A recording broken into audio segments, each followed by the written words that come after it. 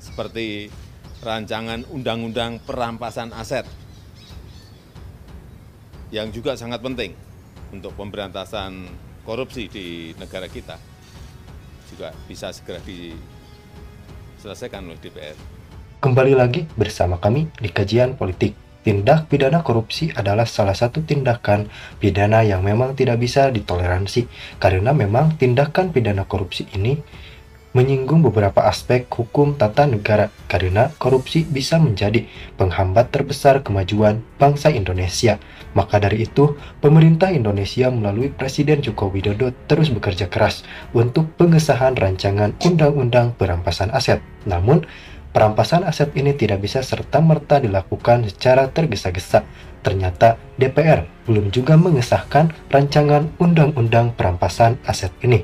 Tampaknya kita harus menunggu lebih lama lagi untuk menyaksikan pengesahan rancangan Undang-Undang Perampasan Aset. Tentu saja kita sebagai rakyat sangat kecewa akan hal ini dikarenakan tidak bisa menutup mata bahwa korupsi di Indonesia sudah sangat merajalela. Benci saya mengatakan itu, namun tampaknya itu adalah fakta yang terjadi di lapangan. Indonesia bisa dikatakan darurat korupsi, apalagi track record terlebih dahulu korupsi di Indonesia sudah mencapai angka ratusan triliun. Tentu saja ini menjadikan bangsa kita sangat merugi. Indonesia harus segera berbenah untuk menangani wabah korupsi ini. Tindakan korupsi tidak bisa ditoleransi, maka dari itu saya pun sependapat dengan Presiden Joko Widodo bahwa Undang-Undang Perampasan Aset bersifat penting dan mendesak. Kita ulangi, penting dan mendesak berarti ada sesuatu darurat yang memang harus segera ditangani dengan cepat. Namun, ternyata DPR kembali mengeluarkan sebuah statement yang memang cukup membuat kita kecewa. Salah satunya adalah bahwa DPR akan membahas rancangan Undang-Undang Perampasan Aset di periode yang akan datang, atau bisa kita katakan periode Prabowo Gibran Raka Buming Raka. Tentu saja kita sangat kecewa karena kenapa rancangan Undang-Undang Perampasan Aset ini tidak dilakukan pada era Presiden Joko Widodo. Karena kita semua tahu bahwa Presiden Joko Widodo sudah mengirimkan surat presiden terhadap DPR. Namun, apa yang terjadi? Nampaknya DPR belum mengesahkan rancangan Undang-Undang Perampasan Aset ini. Kembali ke poin utama kita, yakni rancangan Undang-Undang Perampasan Aset. Kita semua berharap bahwa Prabowo Gibran akan memimpin Indonesia dalam waktu dekat. Ini artinya kita masih memiliki kesempatan emas untuk segera mengawal pengesahan rancangan Undang-Undang Perampasan Aset. Apalagi Prabowo sangat tegas terhadap tindak pidana korupsi. Bahkan dalam salah satu statementnya, Presiden terpilih Republik Indonesia Prabowo Subianto mengatakan bahwa dirinya akan sangat bertindak tegas terhadap pelaku tindak pidana korupsi. Kita tunggu bagaimana sepak terjang Presiden terpilih Republik Indonesia yang akan memimpin dalam waktu dekat dalam menangani kasus korupsi di Indonesia. Tentunya kita patut nantikan dan patut apresiasi langkah-langkah awal dari Presiden terpilih Republik Indonesia Prabowo Subianto. Semoga sukses menangani korupsi di negeri ini. Bukan mempersulit dan bukan malah memperlambat. Sehingga seharusnya yang menjadi tolok ukur adalah kepuasan masyarakat, adalah manfaat yang diterima masyarakat, adalah kemudahan urusan masyarakat.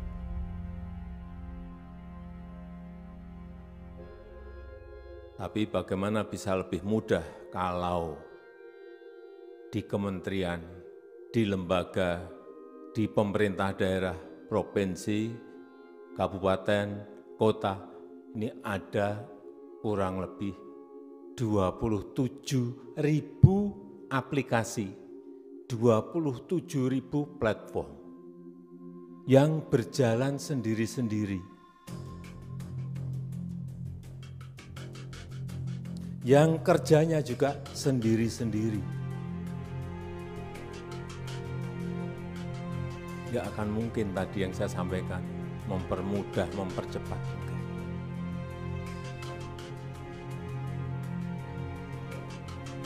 Tidak terintegrasi dan bahkan banyak yang justru tumpang tindih. Oleh sebab itu, perlu saya sampaikan, mulai tahun ini, sudah saya sampaikan di Januari yang lalu, mulai tahun ini berhenti membuat aplikasi baru.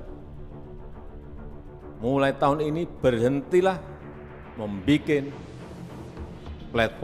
platform baru. Stop. Karena tadi 27.000 aplikasi yang ada. Tahun ini saja kemarin kita cek, waktu membuat anggaran, ada 6,2 triliun rupiah yang akan dipakai untuk membuat aplikasi baru, membuat platform baru. Di satu kementerian ada lebih dari 500 aplikasi, bayangkan. Karena mungkin dulu setiap ganti menteri, ganti aplikasi, ganti dirjen, ganti aplikasi. Sama di daerah, ganti gubernur, ganti aplikasi, ganti kepala dinas, ganti aplikasi. Orientasinya selalu proyek. Itu yang kita hentikan. Dan tidak boleh diteruskan lagi.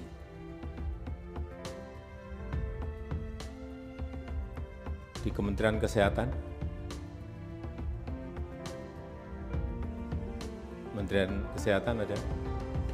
ada berapa aplikasi? 400. Bayangkan, satu kementerian 400. Saya nggak akan tanya yang lain, karena kalau tanya mesti lebih dari itu. Banyak yang lebih dari itu. Ada yang lebih dari 5.000. Saya nggak tunjukin di kementerian mana. Saking kreatifnya.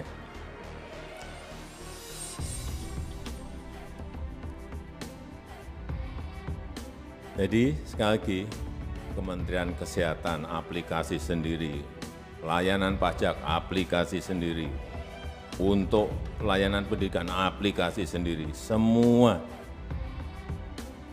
Kalau sudah ada yang baru, apa yang terjadi? Install